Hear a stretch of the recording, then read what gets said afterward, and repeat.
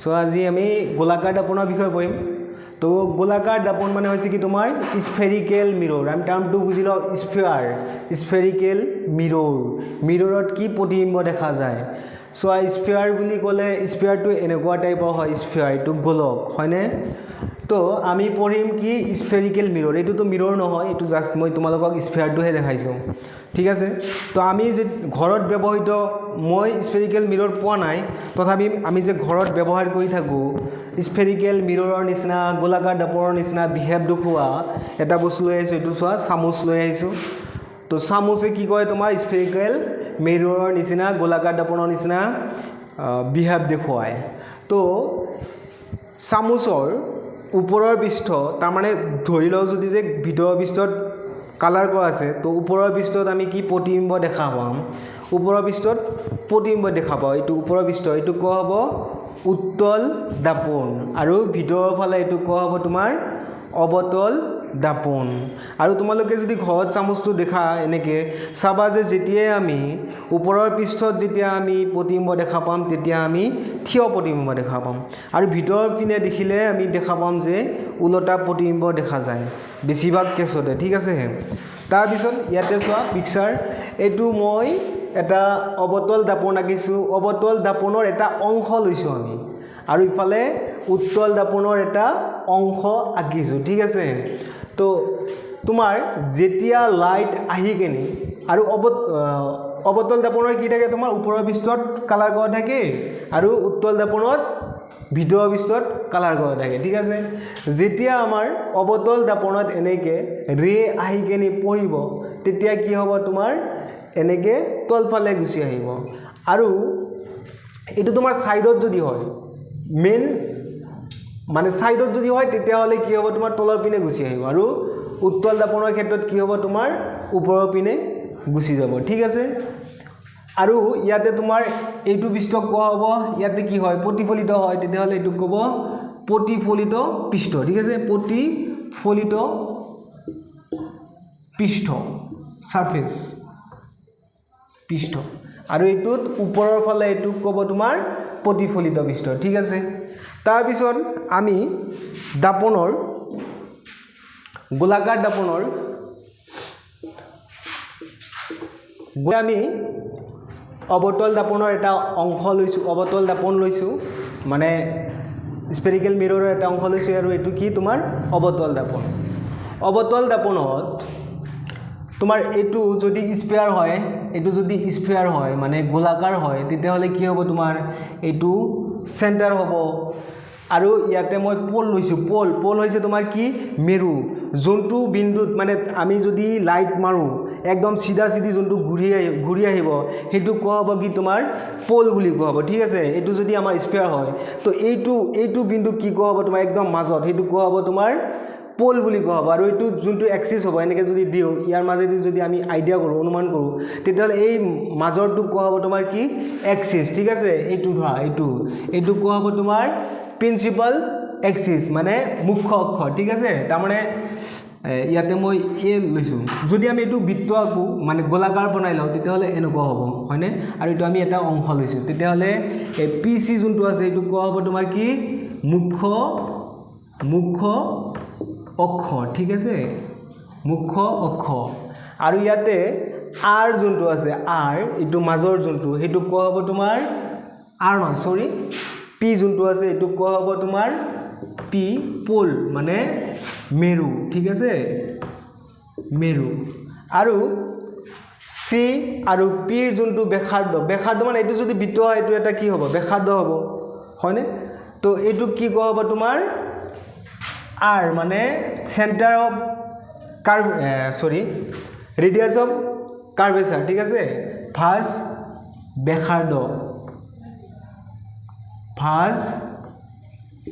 বেখাৰ্ধ radius of curvature বেখাৰ্ধ আৰু এই C বিন্দুটো কোৱা হ'ব তোমাৰ চেণ্টাৰ অফ কাৰ্ভেচাৰ মানে হৈছে তোমাৰ ভাঁজ কেন্দ্ৰ ঠিক আছে চিটো কোৱা হ'ব তোমাৰ ভাঁজ কেন্দ্ৰ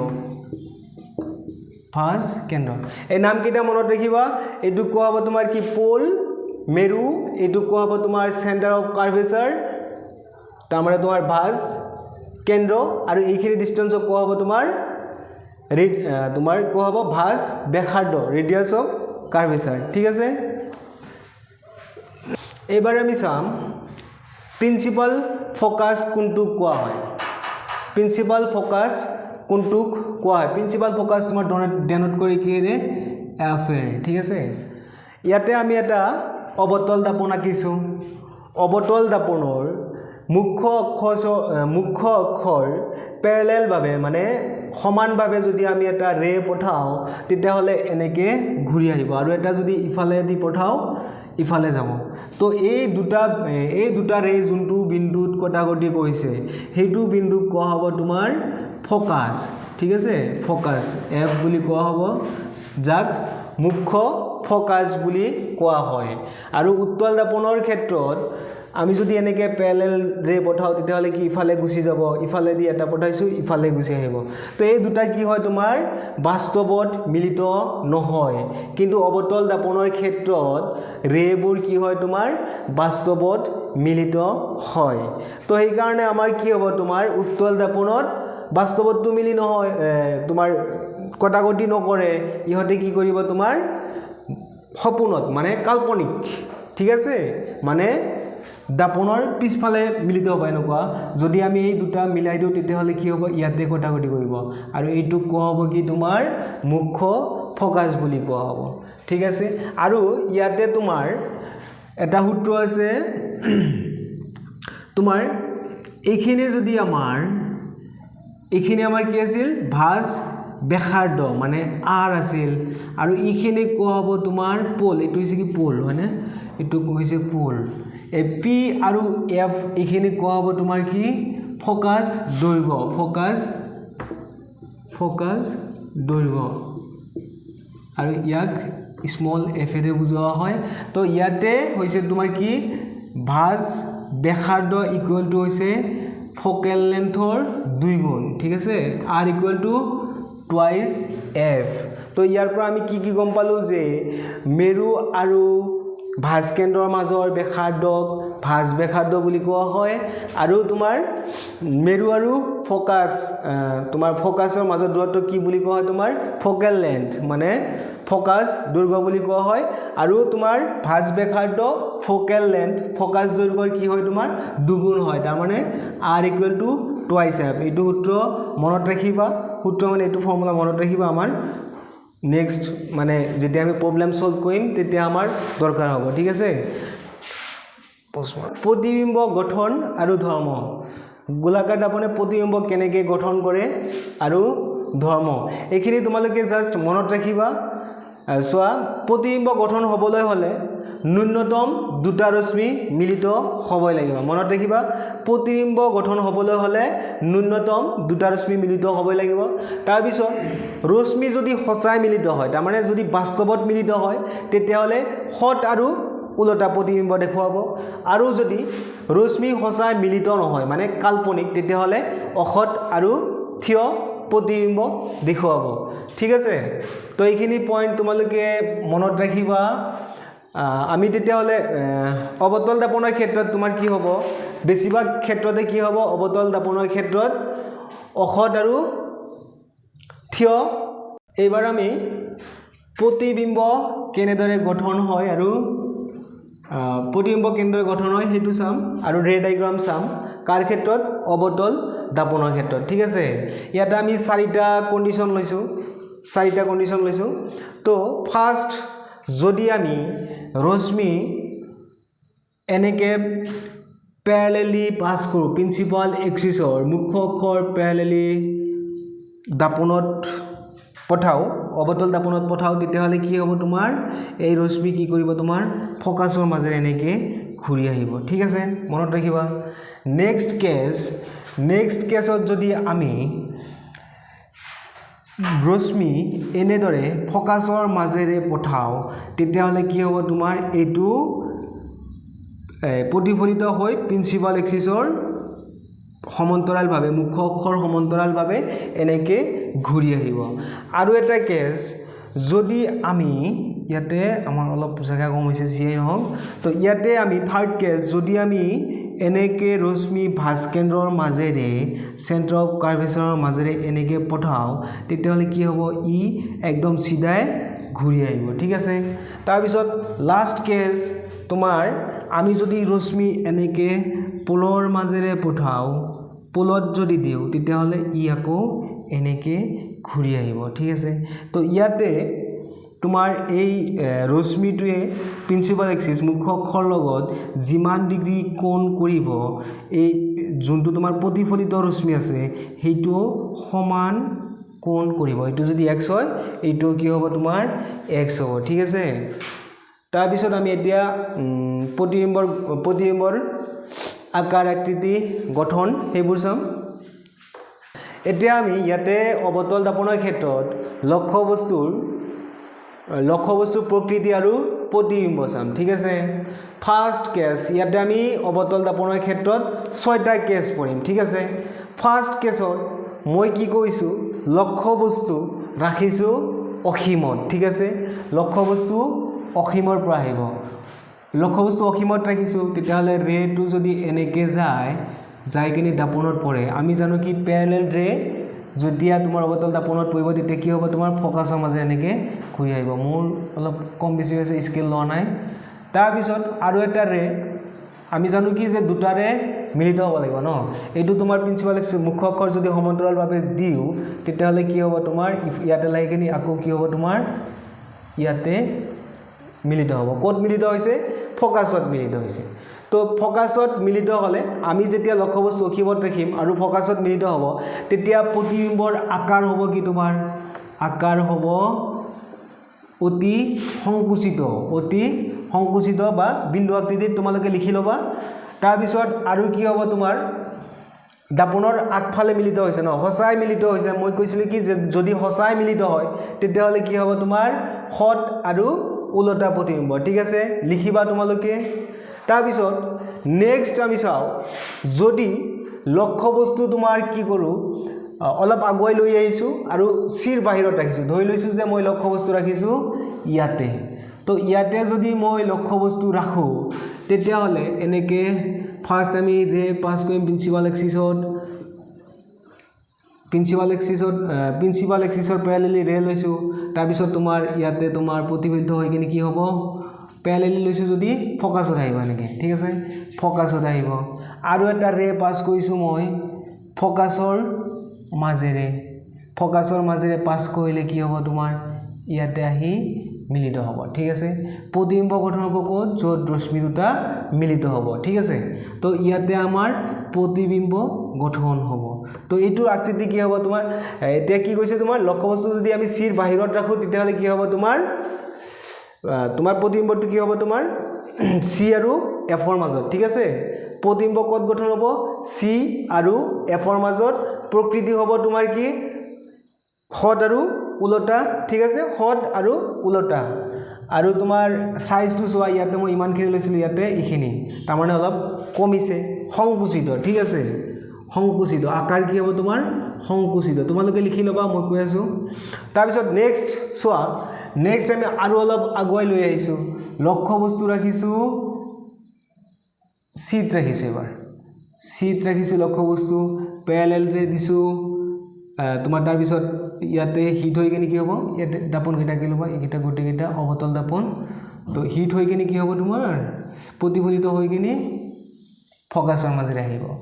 আৰু এটা ৰে মই পাস কৰিছো ফোকাসৰ মাজেৰে এনেকে আহি কিনে কি হ'ব তোমাৰ মুখ্য অক্ষৰ সমান্তৰালভাৱে আহিব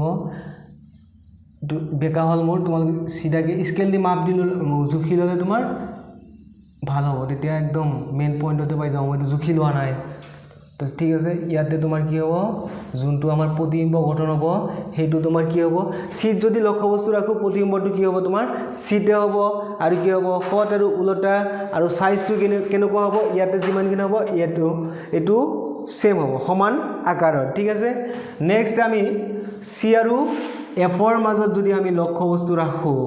মই ইয়াতে সি আৰু এফৰ মাজত ৰাখিছো সি আৰু এফৰ মাজত ৰাখিলে কি হ'ব তোমাৰ এনেকৈ ফাৰ্ষ্ট পেৰেলেল ৰে যাব তাৰপিছত ইটো ফ'কাছৰ মাজেৰে আহিব ঠিক আছে তাৰপিছত পাছ কৰিম আমি ফ'কাছৰ মাজেৰে যদি এনেকৈ পাছ কৰোঁ কি হ'ব তোমাৰ ইয়াতে প্ৰতিবিম্ব গঠন হ'ব আৰু আমি লক্ষ্য বস্তু ৰাখিছোঁ কি চি আৰু এফৰ মাজত ঠিক আছে চি আৰু এফৰ মাজত আমি লক্ষ্য বস্তু ৰাখিছোঁ তেতিয়াহ'লে তোমাৰ প্ৰিন্সিপাল এক্সিছৰ ফাৰ্ষ্ট তোমাৰ মুখ্য অক্ষৰ সমান্তৰালভাৱে যদি দিওঁ ফ'কাছত আহিল ঠিক আছে তাৰপিছত আৰু এটা ৰে পঠাওঁ আমি ফ'কাছৰ মাজেৰে পঠালে তেতিয়া কি হ'ব তোমাৰ মুখ্য অক্ষৰ সমান্তৰালভাৱে এনেকৈ প্ৰতিফলিত হ'ব আৰু যোনটো আমাৰ ৰেটো কটাকটি কৰিব ক'ত চিৰ পিছফালে ঠিক আছে চিৰ বাহিৰত আৰু ইয়াতে তোমাৰ কি হ'ব বাহিৰত যেতিয়া হ'ব তেতিয়া ইয়াতে তোমাৰ আকাৰটো চোৱা ইয়াতে ইখিনি আছিল ইয়াতে অলপ ডাঙৰ হৈছে তোমালোকে স্কেলেৰে জুখি ল'লে তেতিয়া ভালকৈ পাবা তো এইটো কি হ'ব তোমাৰ বিবৰ্ধিত আকাৰ কি হ'ব তোমাৰ বিবৰ্ধিত আকাৰ হ'ব বিবৰ্ধিত আৰু তোমাৰ প্ৰকৃতি কি হ'ব সৎ আৰু উলটা ঠিক আছে তাৰ পিছৰ কেছটোত আমি এবাৰ লক্ষ্য বস্তু ৰাখিছোঁ ফ'কাছত ঠিক আছে লক্ষ্য বস্তু ৰাখিছোঁ ফ'কাছত পেৰেলেলি ৰে এটা দিছোঁ পেৰেলেলি ৰে দিলে আমি জানো কি ফ'কাছৰ মাজে এনেকৈ আহিব আৰু এটা ৰে ইয়াৰ পৰা পোলত পঠালে কি হ'ব এনেকৈ ৰিফ্লেকশ্যন হৈ কিনি এনেকৈ গুচি আহিব হয়নে তো ইয়াতে তোমাৰ কি হ'ল আমি যোনটো তোমাৰ ৰিফ্লেক্টেড ৰে হ'ব প্ৰতিফলিত ৰশ্মি হ'ব দুটা কি হ'ব সমান্তৰালভাৱে আহিব ইয়াতে সমান্তৰালভাৱে যাই কিনে কি হ'ব বহুত দূৰত যাই কিনে কেতিয়াবা এই দুটা ৰশ্মি কি হ'ব তোমাৰ মিলিত হ'ব